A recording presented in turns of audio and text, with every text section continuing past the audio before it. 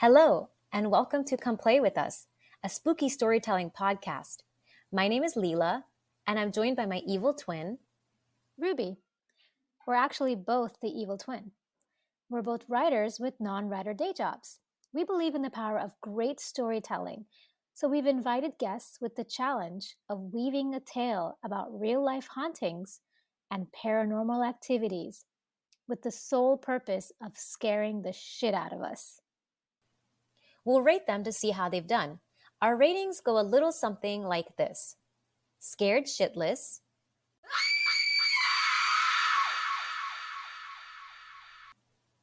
some chills, and I think I'll be able to sleep tonight.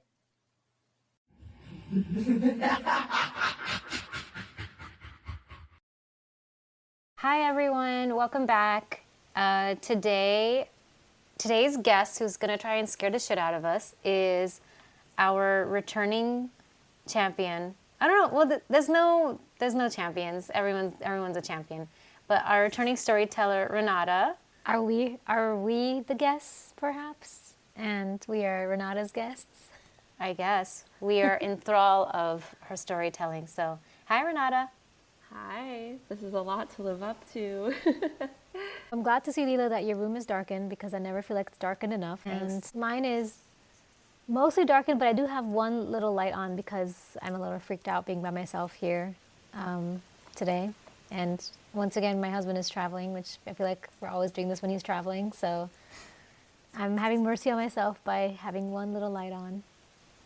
I close my blinds, but it's not very dark here. But I do have a candle. It looks like your blinds are open. Oh, good. You have a candle. Okay. Yeah. I have a candle. Okay, so take us away to Scary Town. All right. So our story today takes place in Edinburgh, which I hope I'm saying correctly because I'm going to be saying it a lot. Has either of you been to Edinburgh or to Scotland? I'd like to go to Scotland. Beautiful. I actually went with Owen probably 2 or 3 years ago, so I have some firsthand experience of it. But I love this quote from Charlotte Bronte. She visited Edinburgh in the 1800s, and she said, "It's a solemn, massive, dark, and stern city. It seems to breathe an air of antiquity and power." And I love that quote because having been there, I feel like it's a city where the history really feels present. So there are all these tiny, narrow, winding streets, and these tall, packed buildings. A lot of them were built in the medieval and Victorian times, and you see also a lot of Gothic architecture. And in the center of the city is a towering castle that was built in the Iron Age, so in the 12th century. And I actually associate Edinburgh a lot with Harry Potter, because JK Rowling took inspiration for a number of the places in Harry Potter from Edinburgh. So Diagon Alley and Knockturn Alley were inspired by the city of Edinburgh. But the city is actually a lot more creepy than just Harry Potter. So Edinburgh was the site of a lot of the famous 16th and 17th century witch trials.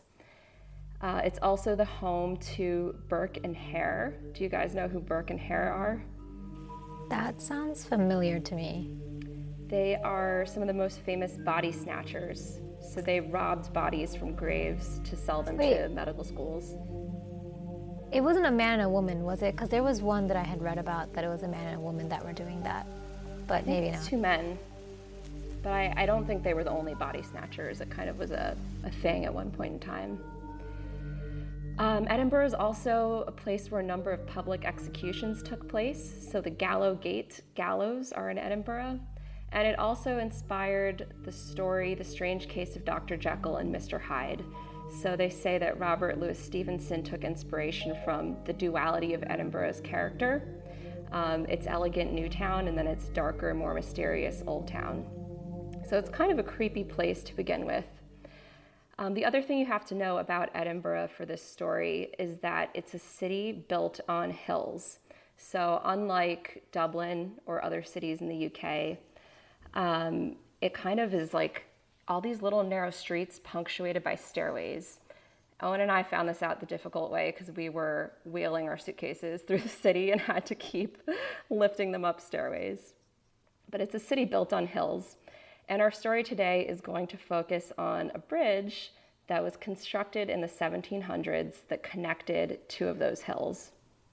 So just very quickly, the old town of Edinburgh is the city's main commercial hub, and it sits on a hill. And to the south of the old town, there's another hill where there are a bunch of suburbs and kind of more affluent houses that were built in the 1700s and 1800s.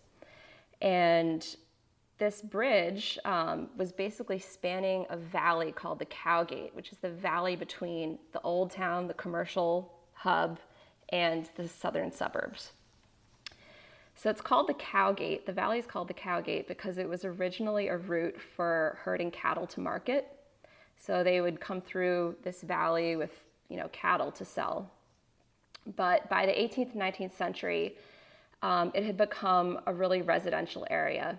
And it was an extremely crowded area because it's where all the working class and poor people in Edinburgh lived.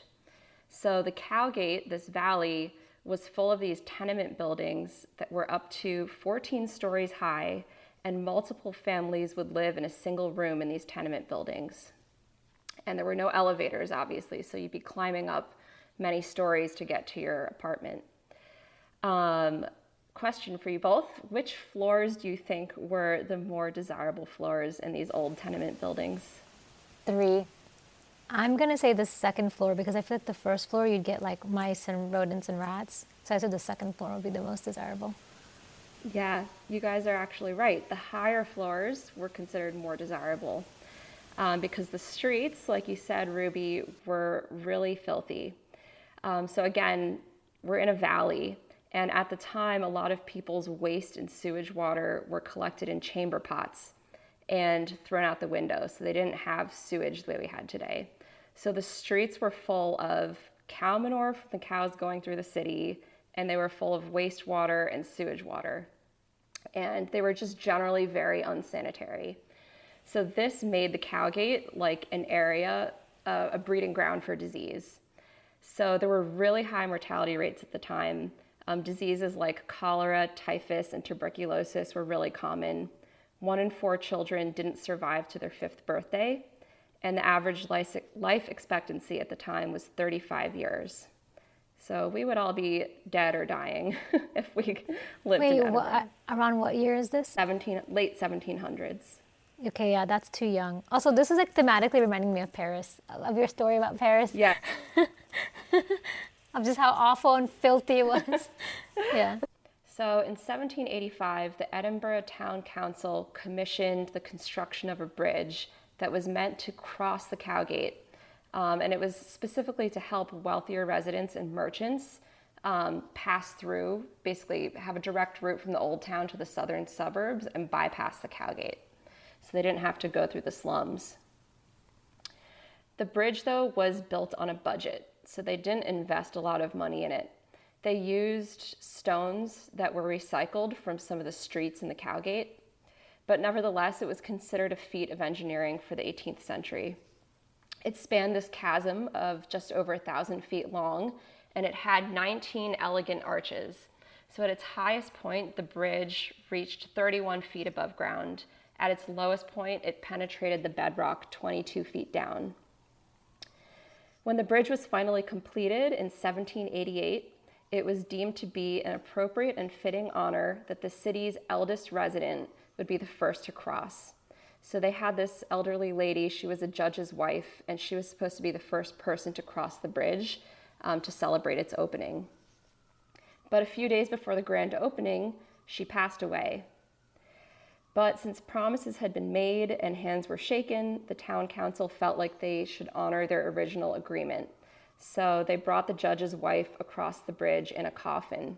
So the first body that crossed the South Bridge crossed it in a coffin, which led, of course, to a number of rumors amongst the locals who felt that the bridge was now cursed. There were a lot of townsfolk that refused to cross the bridge for many years, and a lot of people would take the impractical route through the valley of the Cowgate instead of using the bridge. Over time, the bridge started to deteriorate a little bit. So again, it sits below water level, so it was very damp and poorly ventilated and prone to flooding. And it quickly fell into mild disrepair. At the same time, there was a whole influx of immigrants coming into Edinburgh. A lot of them were actually Irish immigrants who were fleeing the potato famine. And so they started building more tenements in the Cowgate. And they started building tenements right up against the sides of the bridge. So these buildings ended up covering those 19 arches that were previously exposed. So there are now buildings on either side. Today, walking or driving across the bridge, most people aren't even aware that they're crossing a bridge at all because shops line both sides of the road, giving it the appearance of a normal street. So the arches left these caverns, right? They were sealed off by tenements and they left these empty cavern spaces. So to make use of those, they divided the caverns into 120 different compartments. So those 19 arches became 120 little vaults or chambers that people could live in and work out of. So the vaults were dark and hidden by nature, which made them ideal for smuggling operations and also other illicit activities. I'm actually pulling up like an image of it because I wanted to see what it looks like. That's an ominous Gothic looking structure. Yeah, I have a good image here actually. I don't know how I can share it though. We always just put our phones up. That's the best way to do it. It's on my laptop. But you can, just Google it. It's pretty creepy. The vaults, Owen and I visited it. They're really, really creepy. We did like a ghost tour through there.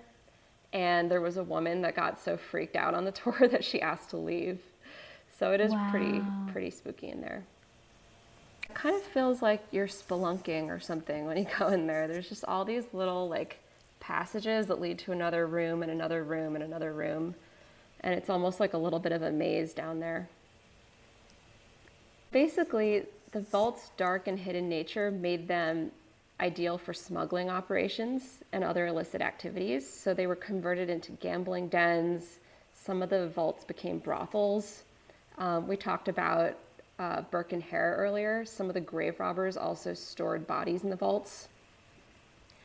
And they also were home to some of the poorest of the poor.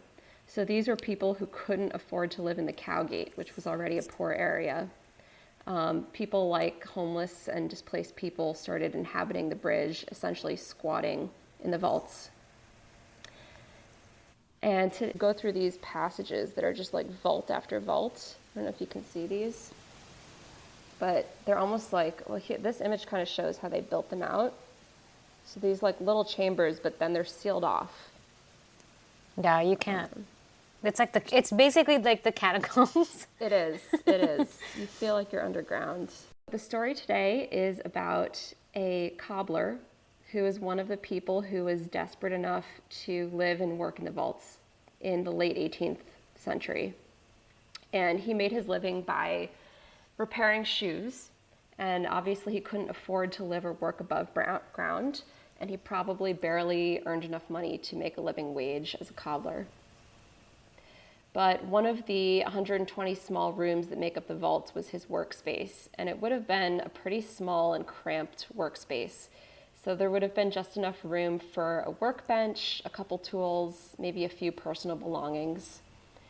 And it would have been very damp and moldy in this work chamber. There would have been rats running around. It would have been cold because of the dampness, especially in the winter. And of course, it's like pitch black in there. And one day, while the cobbler was working, most likely by candlelight, it started to rain. So he heard rain falling, trickles of water dripping into the vaults. And because the bridge, again, is below water level, the drainage isn't very great, and the bridges are prone to flooding.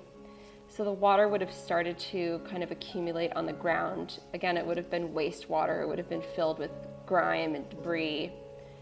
And as the water level rose pretty quickly in a small space, the cobbler would have known that this was not a typical rainstorm, and he probably would have tried to exit the bridge. So taking his candle with him, he probably left his little chamber that he worked in and started making his way through the maze of 120 vaults towards the exit that he was most familiar with. This probably would have been muscle memory for him because he would have been in and outside of the bridge so many times. But we have to think that his usual exit must have been flooded or blocked because he wasn't able to get out through his usual route. So he would have been searching around for a different way out. But the layout of the vaults would make it very difficult to move quickly, especially with the water level rising so fast. So you can imagine the panic he must have felt in the damp, dark, cold caves, trying to find a new exit through these vaults with the water levels rising. As I mentioned earlier, it's very damp in there, which means that he probably would have gotten hypothermia. Hypothermia can set in within as few as 10 minutes, especially when you're exposed to extreme cold and wetness and dampness. And it usually starts with just shivering and a little bit of stiffness. So your muscles become cold and they start to stiffen, which makes it hard to move or react. Your fine motor skills, they say, go first. So your ability to use your fingers would become really difficult. You can imagine trying to hold a candle or climb up a rock or climb through a narrow opening with little mobility would have been really difficult. And then he also would have had a little bit of mental confusion. So the cold affects our brain function as well. So it would have made it hard for him to make good decisions. And as the rain continued with the water level rising, he probably would have tried to go upwards instead of downwards. So downwards is where the exits would be, but upwards there's probably more air because the water would be accumulating from the ground up. So he probably was started making his way upwards through the vaults looking for air and an exit. It's hard to know how high he would have been able to climb, but at some point he either would have become hypothermic or disoriented. He would have lost awareness of his surroundings, and eventually his body would stop shivering. And when your body stops shivering, that's when you know that you're really in trouble because your muscles are no longer able to contract effectively to keep your body warm. So he eventually drowned or died of hypothermia alone in the dark inside the vaults, the place where he worked and lived.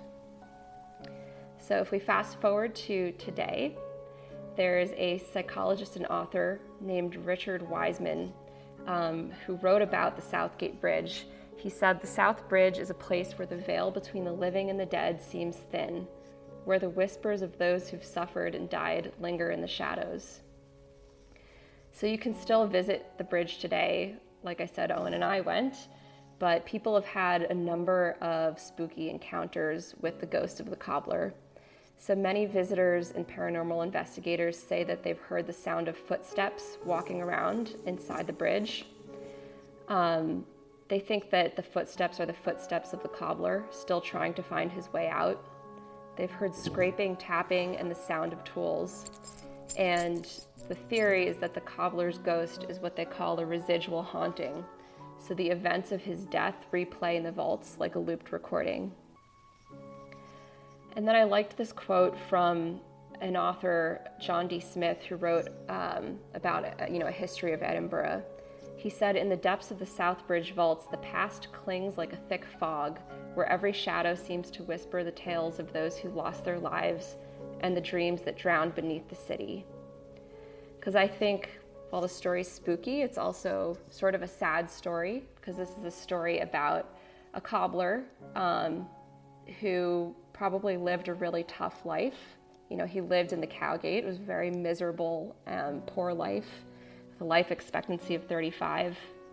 But he also died, in his workplace inside this really kind of miserable bridge.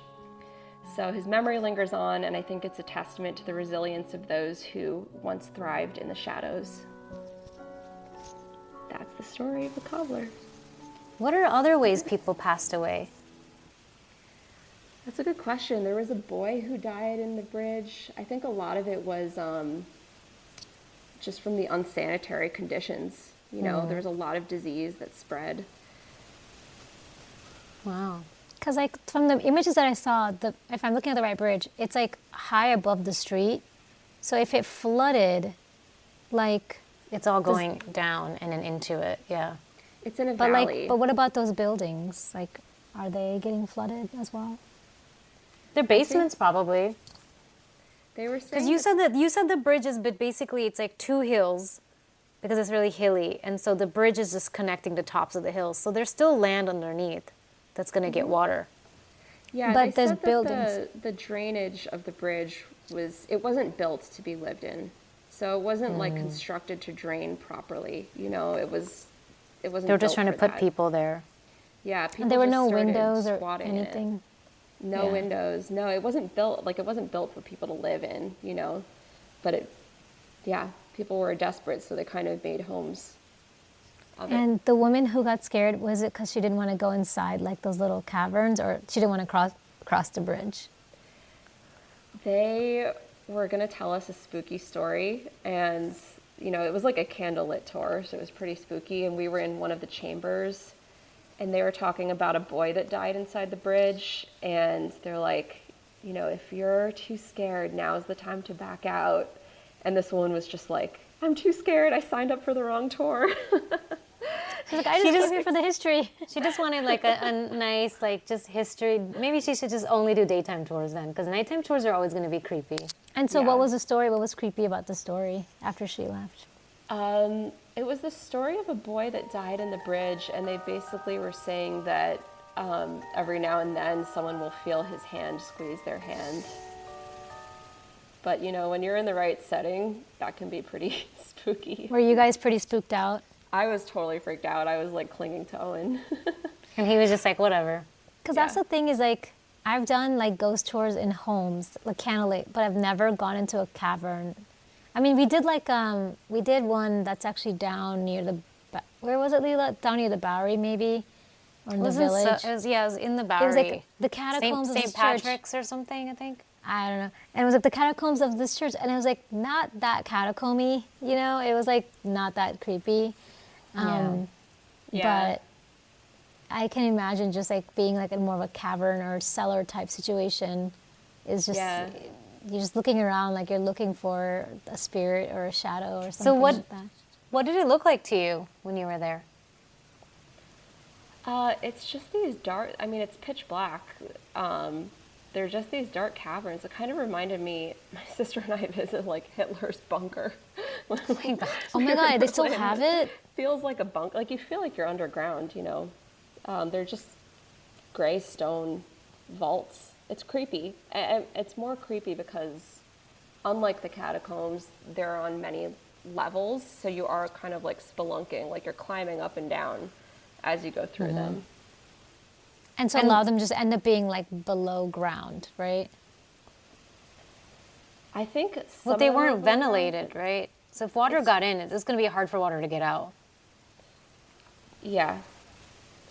The apparently a number of people died. Apparently the bridge flooded a lot, and I think it just wasn't properly like irrigated. It wasn't built for that, Yeah. so water would just accumulate inside. Was there evidence? Could you like see evidence of people having lived down there, or was it were they all just kind of barren? I don't remember. I think it was pretty barren. Yeah. Still creepy though. I Yeah. think people like living in there was a long time ago. Although I was Googling it, and there are a few vaults that are still used for like music venues and stuff like that. So they have like course. cleaned up some of the vaults. So here, like this is like an image Really great acoustics. So here's like an image that I saw where I was like, if it rains, is it technically like, if it fills up, like is it technically gonna like be like underneath the bridge, and then like some of these buildings will like there be water?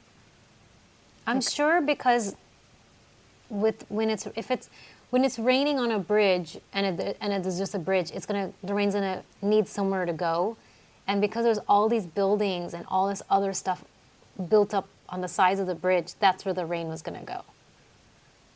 You know, it's the way basements flood, right? Mm-hmm.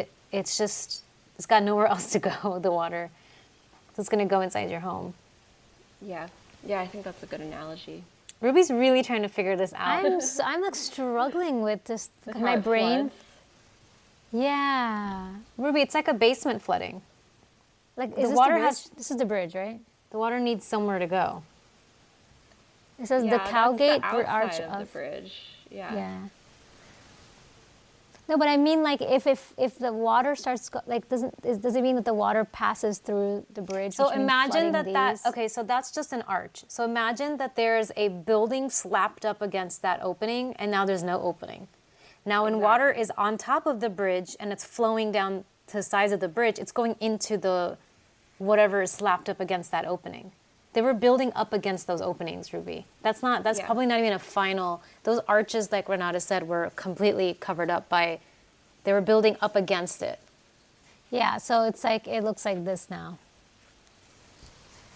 There's one arch still exposed. That's probably the one arch, but all the other arches were covered up and subdivided into vaults. Okay. that Yeah. people- This is a very sad story. Yeah. And Yeah. also very fascinating. Just the architecture of it is really fascinating. Yeah. I listened to, what was the Jack the Ripper? I listened to a podcast, I think I told you, Leila, about the victims of Jack the Ripper. And they went into the stories of all these poor women and like the miserable lives they led. And it was interesting, but also super sad. Like a lot of these Yeah. women were like, you would live to like the age of 13 and then you'd be sick with something. Like you would have like Yeah. an STD or you would have like cholera or something. And like, then it was like from the age of 13, it was like a slow death until you reach like 35. These people's lives were so miserable and they didn't have like healthcare the way we do today. Yeah. There's a theory that Jack the Ripper was a woman. Yeah. So They say it could have been someone part of the royal family that was covered up. That's why we never found out who did it.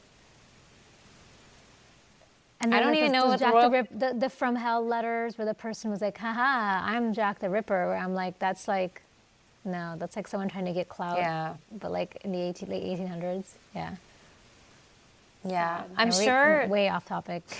I feel like I feel like people always reopen that and try to, but there's just no evidence left. There's no forensic evidence. There's nothing really left anymore. It's just the way It's just that circumstantial. They bodies had and- suspects. They had suspects, but they were all cleared, you know. And yeah. At that point, I'm like, if I were living in Victorian England or whatever, I'd be like, just kill me now. I would Die by just, Jack I, the Ripper. Yeah, I feel like we had this conversation because we were talking about Paris, about like me choosing to live in Paris, but also choose like a short life knowing that I got to live in Paris. Paris back then. Paris back then. I'd rather live here now, for sure. Yeah. Yeah. Well, thank you for your tale about the Devil's Bridge. No, Southbridge. South Bridge. They should just rename it. So our ratings, as a reminder, the lowest rating is I think I'll be able to sleep tonight. The medium rating is some chills. And then the highest rating is scared shitless. So who wants to go first? Ruby, rock, paper, scissors? Yeah, I can go first. Okay. Okay, I got some chills. Most of that's my fault because I was really fixated on the architecture because I just was not getting it. No, you weren't. So I was not getting it. So I was like, it's really creepy. It reminds me of the similar story that we heard of the catacombs, which is also really creepy and really sad too, you know. And Yeah. I'm also assuming that he was completely alone. Yeah. Were there other people at that time there may not have been other people also living inside the bridge in one of these little Yeah, I mean, there's a lot. spaces. But it didn't seem like a mass drowning, so I'm not sure what happened to the cobbler, that he was the one that drowned. They may have just like known and maybe had experience Choose with wrong it. place, wrong time, too. Yeah. Yeah. But what I also am so curious too, like, did the hypothermia come from the fact that he was in the water, or was it just cold in there in general? Like, wouldn't he have always? I feel like it'd be sorta- cold, like a cave in there already. It would always be cold. Yeah. Always cold, but I imagine with rainwater filling these vaults, like I sort of picture the Titanic. You know how there are different like compartments and they kind of filled one by one? Yeah. I feel like he would have been kind of squeezed out, It's so sad because how can you not be panicked at that point? I'm sure he was panicked. With your little candle.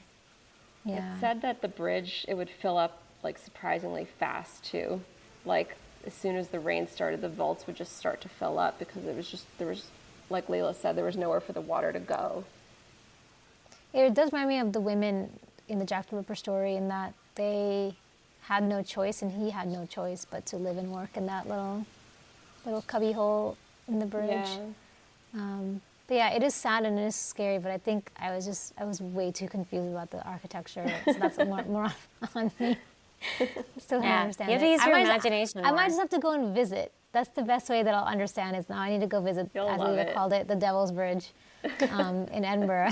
You'll I feel love like that's what Edinburgh. these things are always, these things always end up being called Devil's Bridge. So, Yeah. well, I'm going to also give it some chills. I think it is really, I think it's really fascinating and just really interesting history and architecture because I did understand it. You described it well, so I was able to understand and follow along. But I wasn't as scared. I was more kind of saddened because I think any tenement history, like the Tenement Museum in New York, there's a lot of sadness there. And, Yeah. Have you been to the Tenement Museum in New York? No, I want to go though. Yeah. I know it's in the East Village, right? Yeah, it's like near, I think it's in a Lower Little East Italy. Side, maybe? It's near Little Italy. Oh. But it's basically one, and then they tell you two different stories. It's either a German immigrant family or Irish immigrant family. So when we went, it was Irish immigrant family, and then makes the sense. person was really excited to hear that Paul was Irish. But but it's just really sad, You come here to start all over, and you're put in these really difficult conditions, which lowers your life expectancy and makes it so that you still are cut off from resources that you need to thrive. So, yeah, it's I found it more sad than scary. Because I think with the last story, I didn't really feel that bad for him. Sorry, I did, but like his circumstances Guy were looking sad. for beer. He was just going on a beer run. He was going on a beer run. So it was like, it made me be able to focus more on just the terror of what he would have gone through. Yeah. But for the other man, there was already so much desperation there that it just adds to the sadness and the desperation. And yeah. All right. Well, thanks so much for coming on again, Renata. We really appreciated you giving us some chills today. I enjoyed it. Thank you for having me. Thank you. Thanks so much for listening. If you'd like to get in touch, you can reach us at podcomplaywithus@gmail.com. We'd love to hear from our listeners. So if you have real life ghost stories or paranormal encounters and you think it'll scare the shit out of us, please send them in. Until next time, goodbye. Bye.